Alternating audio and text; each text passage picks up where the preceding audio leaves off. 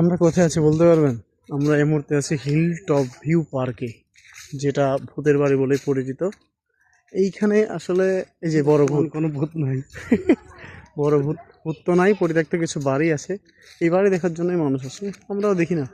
আপাতত উপর পথে যাওয়াই, যে ভূতের বাড়ির একদম তিনতলায়, যেখানে কিচ্ছু নেই, চারপাশ চারপাশ ভূত ভূত বলে যে বসার জায়গা, এখানে ভূতেরা বসে চা নাস্তা খায়। আরো বড় ভূতের খোঁজ করতে আমরা আরো গভীরে যাওয়ার চেষ্টা করছি। আমার সাথে আছে রাকিব। রাকিব আমাকে পথ দেখিয়ে নিয়ে যাচ্ছে। পথটা অনেক দুর্গম এবং অনেক কষ্টসাধ্য। এইখান দিয়ে ওঠা অনেক কষ্টের ব্যাপার। এখানে বিয়ার গিলস এসে পারবে না, সে হার মানবে। আসুন আপনাদেরকে একটু নজারা দেখাই। ওই নিচে একটা সিঁড়ি আছে, আমরা সিঁড়ি ধরে আসি নাই, কারণ এখানে নাকি ছোট ছোট ভূত থাকে। আমরা যাচ্ছি বড় ভূতের উদ্দেশ্যে। দেখি না হিল টপ ভিউ এর এখানে বড় ভূতটা ঠিক কোথায় পাওয়া যায়।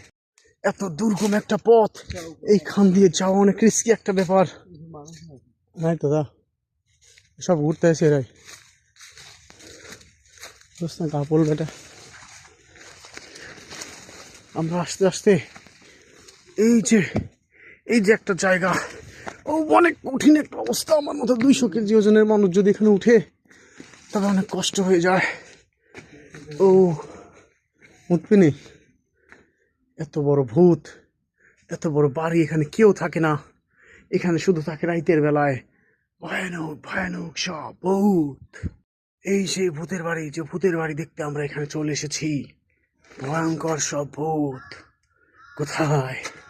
ওই দেখা যায়, কই নাই ওই। আমরা আরো পাহাড়ের গভীরে প্রবেশ করছি চারপাশে। তবে একটা কথা স্বীকার করতে হবে, জায়গাটা অসাধারণ সুন্দর। এতক্ষণ যা করেছি সব ছিল মজা, কিন্তু সবচেয়ে মজার জায়গা হচ্ছে এইটা।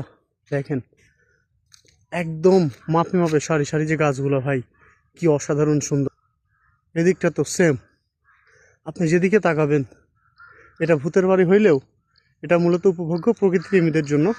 যারা প্রকৃতিতে ঘুরতে ভালোবাসেন, প্রকৃতির মাঝে হারিয়ে যেতে ভালোবাসেন, তারা যদি চান তারা এখানে চলে আসতে পারবেন যে কোনো সময়। আমরা এসেছিলাম এখানে ভূতের বাড়ি দেখতে, কিন্তু ভূতের বাড়ির চেয়েও মজার এবং অসাধারণ একটা ব্যাপার হচ্ছে এই পাহাড়ের এই জায়গাটুকু। এত সুন্দর, এত সুন্দর ভাই। সবচেয়ে মজার যে জায়গা সেটা হচ্ছে এই মাঠটা, এই গ্রাউন্ডটা। এখানে ফুটবল, ক্রিকেট সবকিছু খেলা পসিবল। সবকিছু অনেক কিছু দেখছেন, এবারে কিছু রিয়েল সুন্দর জায়গা দেখেন।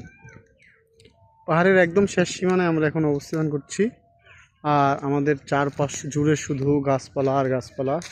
এখানে দেখা যাচ্ছে অনেকেই আসেন, এখানে এসে আগুন জ্বালা উপভোগ করেন। এ পাশ দিয়ে নামার জায়গা অবশ্য রয়েছে। তো নিচে এখানে হচ্ছে আপনার গোরস্থান, সম্ভবত এলাকার স্থানীয়দের। এ পাশ দিয়ে নামার ব্যবস্থা আছে, কিন্তু ইন্নালিল্লাহ, আমি এখান থেকে নামতে গেলে কালকে আমার লাশ জানাজাও পাবে না। ভয়ানক একটা জায়গা। এখান থেকে ল্যান্ড করলে সোজা আল্লাহু আকবার।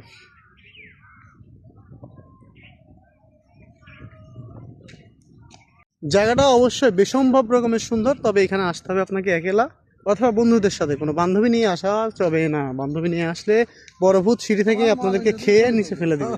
আমাদের ভূতের বাড়ি ঘোরা মোটামুটি কমপ্লিট। আমরা এখন এখান থেকে বিদায় নিচ্ছি এই যে সিঁড়ি দিয়ে। আর এই সিঁড়ি দেখে বোঝা যায় এই সিঁড়িগুলোর বয়স কমপক্ষে হইলেও 150 বছর। হ্যাঁ, কিন্তু ওইখানে যে বিল্ডিংগুলো রয়েছে এগুলো নতুন শুরু করতে গিয়েও শুরু করতে পারে না, এরকম অবস্থায় আছে। যাক, আমরা এখন নেমে যাচ্ছি ভূতের বাড়ি থেকে।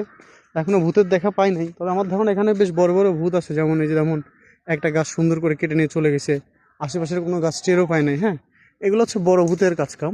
যেমন এই গাছটাও খুব রিস্কি অবস্থায় আছে, এই গাছটাও খুব তাড়াতাড়ি মনে হয় ভূতে নিয়ে যাবে। বাংলাদেশে অনেক বড় বড় ভূত আছে ভাই, এই ভূতগুলো যে কখন কি করবে কেউ বুঝতেও পারবেন না। হ্যাঁ।